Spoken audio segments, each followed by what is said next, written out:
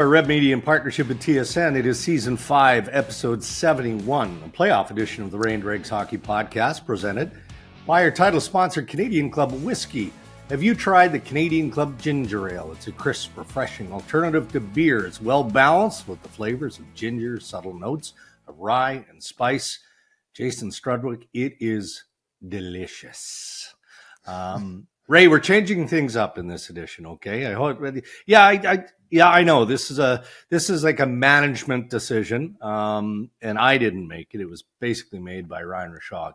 In the spirit of the conference finals, we've learned to expect the unexpected, both sides here. So headlines are coming up, but first we're pleased to welcome in Jason Strudwick to Ray and Dregs, and you see him about 11 times per week and Got Your Back. Overdrive with Hayes, Noodles, and O-Dog. And I'm pretty sure, Ray, if Oprah still had a show, Jason Strudwick would be there on occasion. Canada's guest. Canada's guest. Welcome, Struddy. How are you? Yeah. Well, I'm glad to bring some star power to your pod, guys. I know it's been difficult to get big guests, so I carved out 20 minutes for you guys this morning. Now we're looking for somebody hard off the glass and out, Struddy. It's a living. It's a living. All right, well, let's dive into Game 4 last night. And the series has been kind of strange. I guess you could say that about the East and the West. But 5.5 minutes in, it's 2-0 Dallas. Struddy, does the early lead in that scenario just kind of wake the other team up? Why does it so often flip like that? You know, it's interesting because both teams have been through quite a bit in the past. They've already won some series. They've had some heartbreak through the playoffs in the Western Conference. And, you know, as I was sitting there watching last night, I thought the Oilers came out really tentative, almost nervous. Their feet weren't moving. And then Dallas gets a couple kind of lucky breaks. You know, it's unfair, I think, at times to say that, but I would say they were somewhat lucky goals. So I think after those 2 goals broke, they're like, screw it. You know, how much worse can things go? You know, we were already down 2-0, and they found their legs. They started skating. Mm-hmm. They started getting on the forecheck. And what I really liked what they did is they started kind of doing what Dallas did to them in Game 3, was play below the tops of circles, below the goal line, hanging on to pucks, making Dallas D work. And it started working for them. They started getting back into this game. So, you know, it doesn't feel like any lead is safe in any game with the star power through both lineups. But the challenge for whoever wins the series is the person that can hold that high level of play longer throughout a stretch of games. Isn't it weird, eh? Like you said, like they look tight. I'm doing the Florida Rangers series. The first period of Game 4, the Rangers were awesome, and Florida just didn't have it. And Paul Maurice said, "Yeah, we are tight." He's like, we just need to lose that and just play. Like we played, like, shouldn't you just be able to, like, doesn't it seem weird? Like, why are you tight and then not tight? Like, why can't you have that mindset of just play? But it just doesn't seem to happen, does it? It's like, it's way harder than just saying it, isn't it? Well, and fans, I was in the room or in the place the rink last night, and people are just yelling for them to get going and skate, and I get it. But I think for both Florida and Oilers, it was a must-win situation. You know, you lose that game, and you're probably not going to the final. So you start out tentative, and maybe you're waiting a little bit for something bad to happen. Well, in the case of the Oilers, it did go. It went really badly. But then you start playing, you start unlocking your game. And I think that's, you know, just to feel that flow and to get going. I think that's the hardest thing in those tight situations. Just play and fall back on what you are, right? What do I do well? And, you know, look at a guy like Darnell Nurse who'd had a bit of a tough, you know, series, I think, and not doing what people expect him to do. I thought last time he got back to who he was. Mm-hmm. Just simple plays, physical and intimidating. He did that to the tune of over 12 hits last night. And when you do that, you become what you are to a core. That is what I do when I'm at my best. And I think that makes the game easier and it flows from you. What was that day all about for Darnell? I mean, it starts in the morning. Man, it seemed like an avalanche. Like it didn't, like it looked and sounded like, I mean, there's a player who did not want to do his media in the morning. He just wanted to focus on prepping for his game. He knew what his challenge was to get back on track. And okay, give him credit here. That was the response required. But that day did not seem to start well, did it, for Darnell Nurse? Well, I think you go back to the end of the last game, right, where that goal is on Skinner and he's in front, and there is some people pushing that he should have played it differently. I'm like, Robertson's nearly below the goal line. You're not going to vacate the front of the net to go take that guy away. So, I mean, and then unfortunately the puck goes in off, the way that Skinner did. So then he hears a lot of it. There's a couple media pieces that were I thought really rough on him and quite honestly unfair. And so he sees that and he's pissed off. So he comes in the next morning, gives it to Marshawn Lynch. I'm just here to answer the question or whatever it is, or 5 questions. And he's fired up. And I actually think it was a good thing for him because he had an edge to his game. And he's a skilled guy. He covers a lot of ground. But when he is physical, and we've seen it in previous playoff years, that's why I know he has this gear in him. When he is physical, he is a leader and doing things that other people can't do. He can't skate like Heiskanen, but he's pretty damn close. Really damn close to him, and he covers space, but Heiskanen can't be that intimidating presence. And if this is what it took to get Nurse to be like that for the rest of the series and what they hope will be another one, I think it's a major upgrade. Because you look on the other side, Tanev's out or could be out with what looks like a foot injury. That's a major swing. One of your D-men goes way up in his way he plays, another one drops out. That's a major swing to the other side. That if Tanev is indeed out, like that's a major loss. Huge. Like just look at what he's done over the playoffs. He's matched with the best player as much as he can most of the time, and he's done an amazing job. That'd be a huge loss. Struddy, I want to ask you about Chris Knoblauch because most people wouldn't know much about him, even though he's had a long career coaching and through college and then into the amateur ranks. He was an assistant in Philadelphia for a bit. And he's always been kind of thought of as the next really good coach. But when you meet him, he's like so quiet and so level and so, unassuming. Yet he's made some big swings with his lineups. And that is incredibly courageous, in my opinion, to switch goalies in the middle of a series like he did against Vancouver. Drop Corey Perry out of the lineup, bring Perry back, drop McLeod out, bring McLeod back. Did you know much about Chris before he started? And I've been impressed from a distance, just in the way he deals with a pretty volatile team, because it's volatile because it's, as they said, it's cup or bust. So it's not like there's a short road there. Well, the season was in major jeopardy. He jumps in there and he just calmly, just kind of brings guys back to normal. And one of the first things he said is that he said to Connor Leon, you guys don't have to do it all yourself. We have other people. And he started giving other people ice time and other people responsibility. And you can look at the bottom 6, the way they've embraced the role of penalty killers. There's no reason to have Leon Draisaitl and Connor McDavid kill penalties because they play enough 5-on-5. They play enough on the power play. And when they do kill penalties, the other guys are just sitting there saying, hey, have a good game, guys. I'll be here for my 4 minutes. And I played 4 minutes before. You do nothing. They could take someone off the street and put them on the bench, and you can play 4 minutes. And it's even Ryan Rishaw could play 4 minutes and still produce at the NHL level. Actually, that's probably a bit too much. That's a bit too much. But he's been so calm, and so he's got everyone to feel like they have a part of this team and a role, which is really exciting.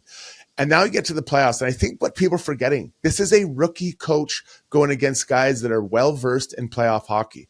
And he has shown such big balls to make some of these calls at key moments. Now, they proved to be right.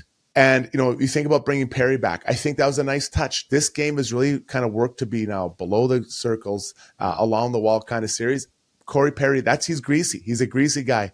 And to put him with Leon, that makes a lot of sense. Leon understands how to play with Corey Perry. Ryan McLeod at center and Fogle, they don't know how to use Corey Perry's strengths. You can't ask him to get into a track meet. That's not what Corey Perry is, right? That's like trying to ask Ray Ferraro to dunk a ball. It's not happening. So what you do is you should see the ups now. I'm working on him, Struddy. I'm working on him, big boy. So you put people in positions for success. So that line rolled out in warm-up. I looked out, I was like, wow, that is a big set. So rookie coach with a fairly, I think, deep team, deeper than people expect, and giving people roles. He's done a good job. And the best part about him, when he's on the bench, half the time I think he's leaning over asking Paul Coffey if they got the Wordle today. He's like, "Did you get that Wordle? I got it in 3. Did you see it?" Like he's so calm, man. It's crazy. Yeah. I call it, I think he's got a little bit like Jared Bednar in Colorado. They've got that farmer calmness to them. Yeah. Because they both did come off the farm, right? Yeah. And like it's just like they just work, and it's the next step, and it's not too far down the road. Yeah. And I've been really impressed. And one of the biggest moves he made, I thought, because it had to be made at the time, but you still have to do it, was when he took Skinner out of the net in games 4 and 5 against Vancouver, and Pickard did the job, and then he went back to Skinner for 6.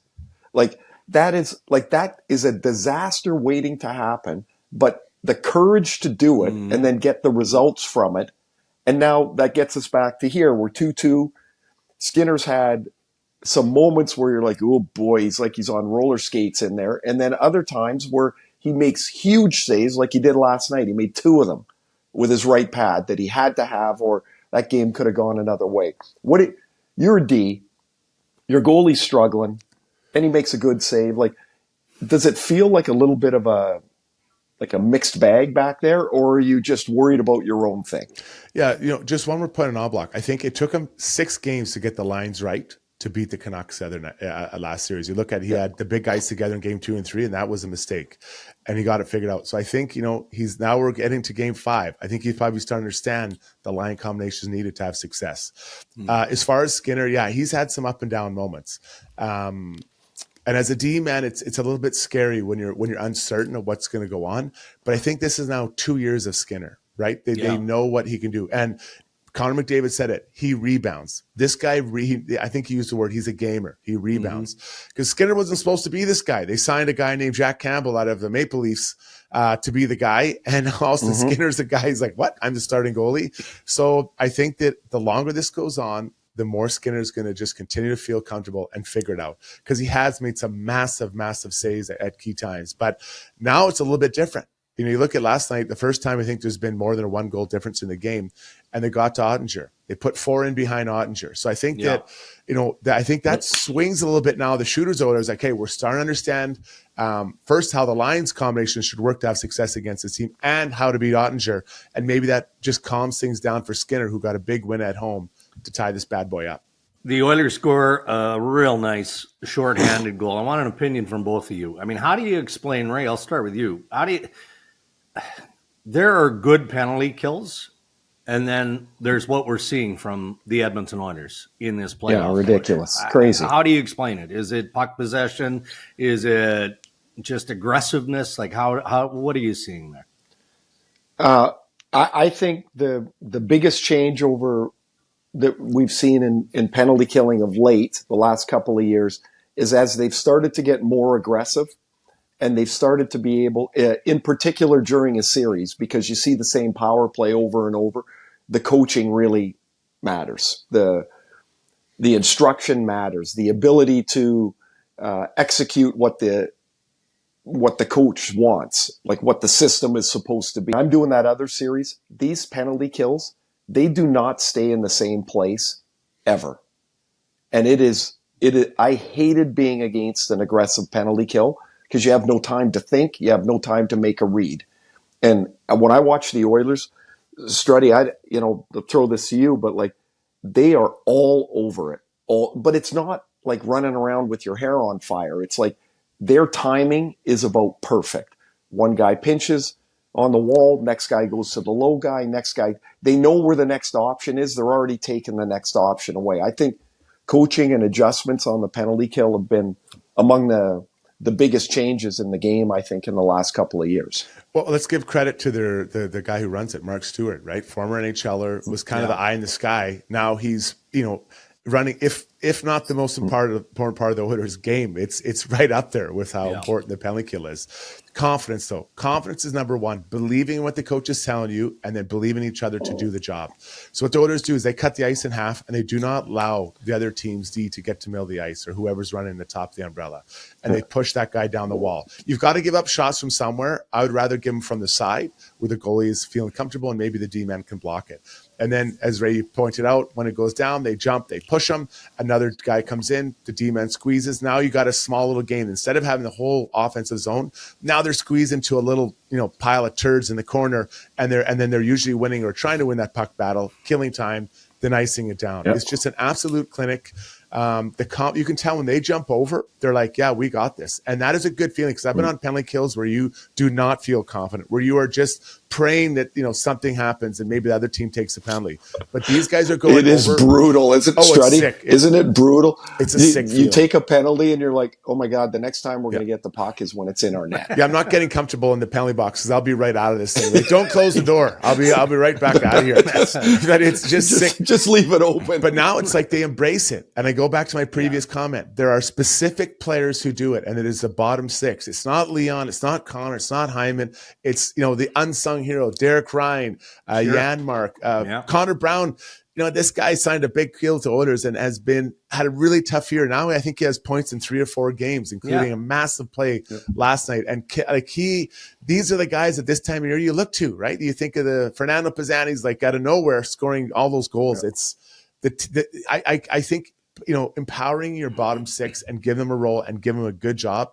It just helps so much because these guys are just like, we'll do it. Yeah. Well, Ray and I will take you through the Eastern Conference Final as part of headlines on Ray and Dregs coming up here. But before we let you go, Struddy, and both of you here, shouldn't be any surprises in either conference. But since we focused in this segment on the West, shouldn't be any surprises. So what do we expect to see from the Dallas Stars back in Texas on Friday? Well, they're a good team. Well, I'm going to start and say if Tanev can't play, this is like the door has just crept open for the Oilers. And the reason being they'd like to have Hakanpää back there. They don't. He's big and he can lean on people. Now you take out their top shutdown guy. That means guys have to play minutes that they don't normally play. I think it is people will look at it if they're not really in tune and say, oh yeah, the Dallas lost Tanev and then they'll move past it. But I think the door just slid open here for Edmonton if he can't play. Well, Heiskanen played almost 28 minutes last night. Yeah. So, I would expect he'd be, I bet you he's north of 32, 33 minutes in the next He's game. A young Strudwick the way he skates. That's not quite as deep. Not as deep a stride, right? And not the knee bend isn't there. The knee bend just isn't there. But I think you're right. And so now you're moving up Suter, who played 19 minutes last night. He's probably going to play above that. So if I'm the Oilers, I'm leaning on Suter and I'm leaning on Heiskanen every single time we get on the ice. And this could take 7. But listen, the Stars are a good team. I think they go home. They're going to feel good about themselves, about where things are at, and what they can do in the best of 3. But the Oilers have to go after those 2 D-men because you're right. It's going to be Petrovic and then I guess Lundqvist or maybe probably. That's the guy. Yeah, and when he played, he was averaging about 5 minutes a game. Yeah, that's the Ryan Rishaug minutes. So that's pretty rough, right? So basically, they're going to play. He's not going to play. They'll have 5. Petrovic at home will play more, but it's going to be. Yeah, we got a whole new series now, and on both sides, honestly, it'll be fun to watch. You bet. All right, great stuff. Jason Strudwick, our guest. Thanks for getting up, Struddy. Go do whatever the hell it is you do at home. Another interview in 10 minutes. See you guys later. All right, buddy. Thanks, Struddy. Good stuff. Our interviews on Ray and Dregs brought to us by Canadian Club 1858 Original, the flagship whiskey for Canadian Club. It's really where it all began, aged over 3 years in oak barrels before being bottled. And the end result, the smoothest possible flavor. That is Canadian Club 1858. All right, we didn't focus on the East. We're going to do that here, Ray. The Eastern Conference Final with the Florida Panthers and the New York Rangers. It is Game 5 at MSG. Time for headlines, brought to you by Tim Hortons. 2 new sparkling quenchers have now hit the summer menu. Mango starfruit with a beautiful blend of tropical flavors, and wild berry hibiscus with fruity and floral notes. Summertime refreshing beverages, perfect to beat the heat this summer at Tim Hortons. All right, Ray. Pivotal game series is tied at 2 as we go into game 5. There's a sense, and you're right there. I mean, your ice level between the benches, there's a sense that Florida has largely been the better team despite the series being deadlocked. Would you agree with that, or is that maybe a hint of an exaggeration? Yeah, it's not a sense, and it's not an exaggeration. It's real. It's the way it's been. If Igor Shesterkin is not in the net for the Rangers and playing at the level he is, the series is at least 3-1.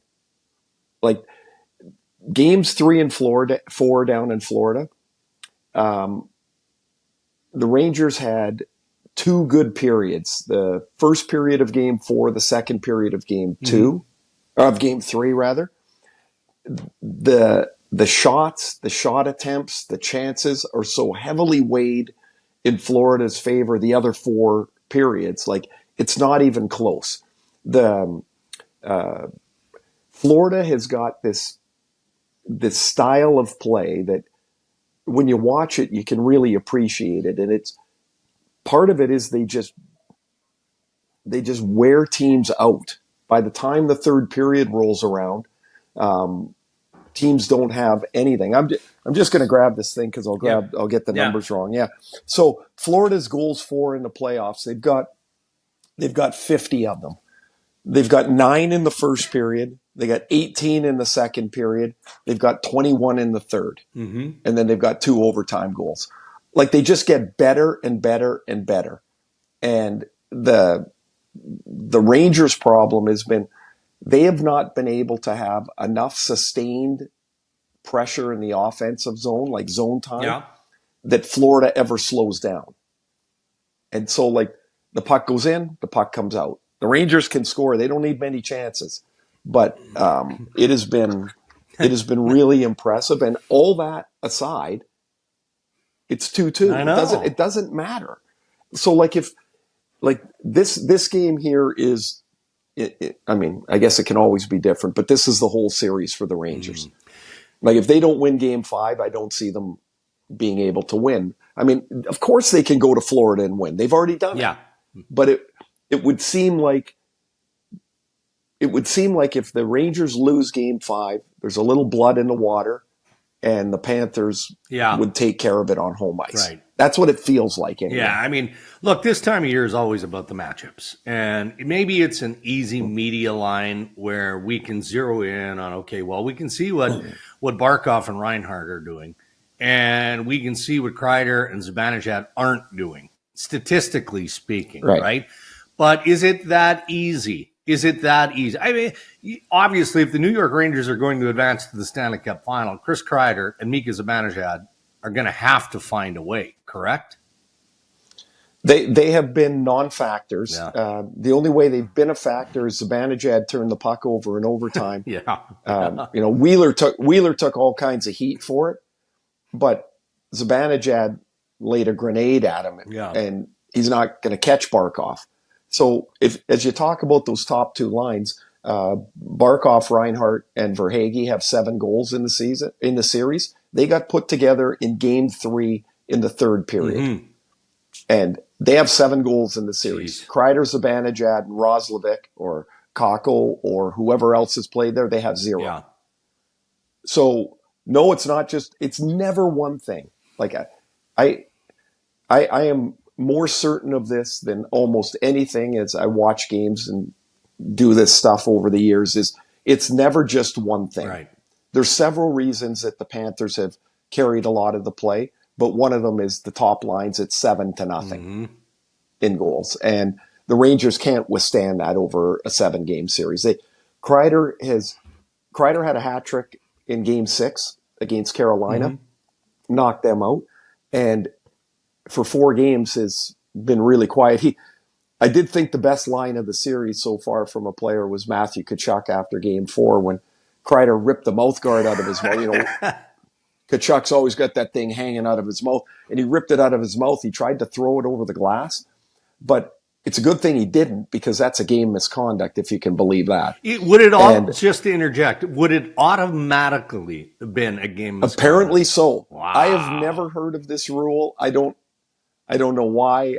But anyway, it stuck on his glove, and Tkachuk said he washed it off and just stuck it back in his mouth. And he said he told Kreider that's the best play he made all game. And I think it's a hell of a line. It's a hell of a line. Yeah. But you know what? I wouldn't be surprised if, I'd put it this way. I'd be shocked if the game isn't close. This is 3 straight overtime games. Yeah. So again, whatever the numbers are telling us, at the end, it really doesn't matter, apparently, in this series. Yeah. And most of the reason is Shesterkin is a brilliant goaltender. Yeah. So I'm not going to ask you to disclose anything confidential. That's not what you do. And you see a lot and you hear a lot in between benches. And there wouldn't be many players in either conference final here that don't have something, right? It's just the wear and tear of the playoffs to this point. But are you noticing anything? It's pretty clear that Sam Bennett's got something going on, right? Well, he doesn't take any face-offs, so that's pretty. I'm guessing it's a hand. That's a flag, or something. There's talk or Trocheck. So I shouldn't even mention those players other than Bennett, of course, because it's so obvious he's not taking the draws. But are you seeing anything out there that would suggest that? Both sides are just dinged up here. Well, the first guy that pops up is Adam Fox. Right. In Game 4 against Washington, he got hit by Nick Jensen, and it was a bit of a knee-to-knee hit. And, not a bit, it was. He didn't practice in the gap between, or didn't practice much between the Florida series and the Carolina series. He's been at, I noticed in the Carolina series, he's got a little bit of limited mobility, as far as rushing up the ice and coming back. Yeah. But I thought the last couple of games, he's looked much more engaged, much more willing to put himself in a position where he had to skate back, as opposed to the safe stuff. As for Trocheck, so Fox would be the one guy. Bennett is obvious, because he's not taking any face-offs. But if Trocheck's hurt, more guys should be hurt, because man, that guy's just good. He's been so good for them. He is the catalyst of their team right now. He really is. Everything is the energy that he provides, the relentlessness that he plays with. He's at the peak of his game right now. All right, former Carolina Hurricane, and I do want to get to a story that's evolving in Carolina in just a moment. But biggest surprise for you in the playoffs, if there is one, maybe Alexis Lafreniere and his coming out party that is evident in the East. Is it Hyman with 13 goals? Is it Wyatt Johnson with an absolute beauty again last night to open the scoring for Dallas? Is it Evan Bouchard and everything that he continues to contribute? Is there one guy that jumps off the page or not really? Well, when you said Lafreniere, I was like, oh yeah, it's him. And then you mentioned 3 other guys, and I'm like, oh yeah, it's him too. And it's those 4 guys you mentioned are having impactful playoffs, not just one round. Right? It's round after round. Now, I had this thought, and I don't know if it's out in left field, so I'm going to ask you, and please tell me if it is, about Lafreniere. So, while not quite as big, he's a big guy. Yeah, he is. Lafreniere. Yeah. He's got good size. His ability to take the puck at that size and confidently rush it and carry it and drive the net, starting to remind me a little bit of Val Nichushkin. Interesting. Is that out to lunch or no? I think that's assuming he can sustain his level of play, and this is a career turning point for him. He hasn't been bad. He's just it's been a slow evolution. Been a kid. Right? He's a kid. Yeah. He's 22, man. Oh man, I'm buying it. I'm buying that. Because you got to remember when Nichushkin came out of out of the draft, in short order, he ended up back in Russia. He had no goals and no penalties in 1 year. Like, how does that even happen? It's hard. So, and I mean, his troubles aside, I mean, that'll be what it's going to be. The future will tell us about that. But just the power in Lafreniere's game, he'd be the one guy, I think, he and Bouchard, I think, that have taken their games from a pretty good level to a level you've got to stand up and look at and go, wow, these are emerging stars. Yeah. Okay, here, we will wrap up headlines with just a thought on the Hurricanes, because there's more and more percolating around Martin Nečas and the possibility of trade, right? And, we know that he's asked out probably more than once, to be fair. He's got some contract issues moving forward. And there's some family influence. His dad has been pretty vocal with his discontent of how he's being utilized in Carolina. Yeah. Hey, Dad, just watch the game. That's my first point to this whole thing. Dad, just watch the game. Okay, so now analyze the player for us, because there will be no shortage of suitors for Nečas. The Montreal Canadiens, I believe, are right up there with a level of interest. So where would you be as a general manager if you knew that name was a name in play?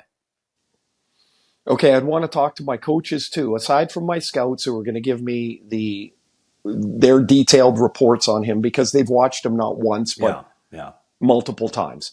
I'd want to know from my coaches, what do you see from him and what is a plan for him? Mm-hmm.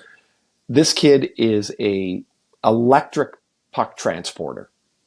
When he gets the puck on his stick and he's got room, it's really like he's exciting. Yeah. He can finish. He can shoot.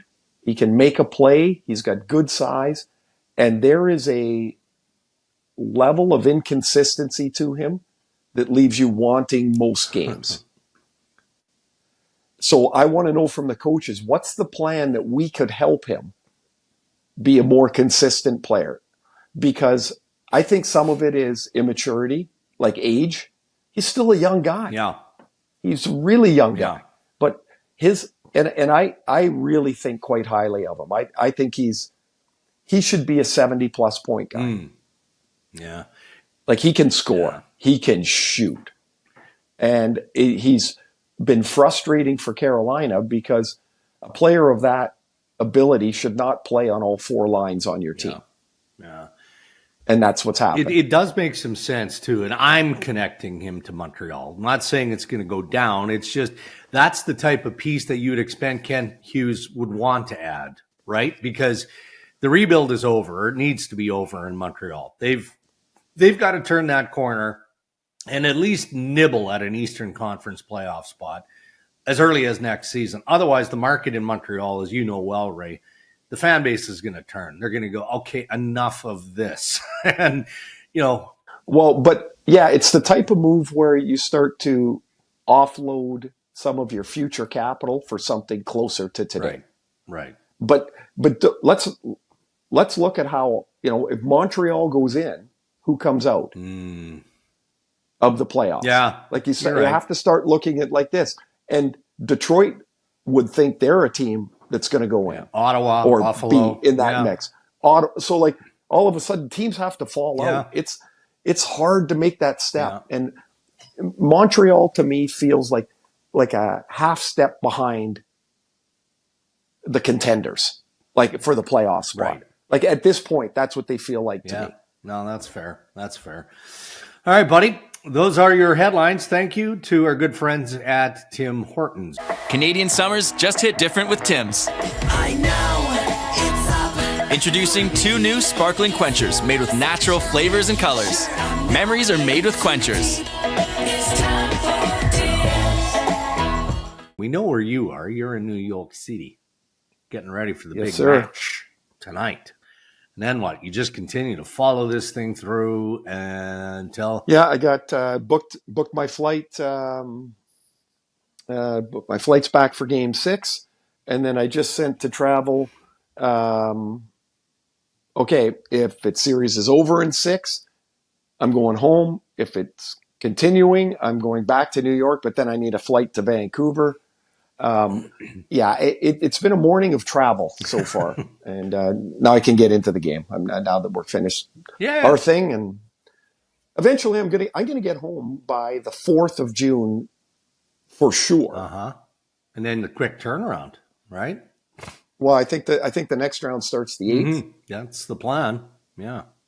Yeah. Well, then they better not be changing plans. I'd like to at least get home and All right. Bold Bold prediction. get home. See me. Bold prediction tonight. What do you think? I have none. Yeah. I've been wrong 3 Predictions games in a are for row. losers. So- I'm in that camp with you. Yeah. You know what? I used to think Big Bob McKenzie was such a wuss. He'd never make predictions. Now I'm like, Bob was right. The Bob father was right again. Masterful at it. By the way, masterful. And give an opinion without a prediction. He was fantastic. Best ever. I have had a few meals with Sean, Bob's son. And I will say, the quality of Sean's restaurants that he selects, the variety. Interesting. He's outkicked Dad. Oh. It's not even. Oh yeah. And Bob likes a good meal. And into the wine Sean, too. Eh? Sean, Like is very knows good. his wine. Oh yeah. They hand the wine list. You just hand it over. Yeah. What do you think? What do you feel? What do I know? I have no idea. So good for you. All right. Well, enjoy the wine. It's been fun. What do you you got? What do you got? A little more lawn mowing? No. You know what? Because we're focused on the Western Conference Final, primarily on the Western Conference Final in studio. So tonight is an off night. I get to watch the Eastern Conference Game 5. So I'm putting something on the smoker today. I just haven't quite decided. But you don't know what yet? It's not going to be extravagant. What are you going to go? Because, when you're doing a big cut of meat, you got to get going. And it's already 9:37 a.m. Eastern. So if you were doing something substantial, it'll be chicken wings or drumsticks or something. But this is your part of the season here, isn't it, though? Yeah. I got my bird feeder set up, Ray. I'm like a 90-year-old dude. I appreciate the birds coming in at the feeder. It's right near the smoker. I got the smoker going, Do you have like a smoking jacket and like a pipe? No, I don't have that, but I do have the Canadian Club ginger ale nearby. Yes, you better have it. This is the time of the season when it is at the top shelf at my house. All right, buddy. Well, good luck in Game 5, and then safe travels, and we'll map out the next episode for early next week. How's that? Yeah, you bet. Everybody have a great weekend. Keep enjoying these playoffs. They've been awesome, and hope everybody's well. We'll talk to you next week. Thanks, Dregs. Thank you to our sponsors who continue to support Ray and Dregs, our title sponsor, Canadian Club Whiskey, and Tim Hortons. That's another episode of the Ray and Dregs Hockey Podcast. Until next time, stay safe, everyone.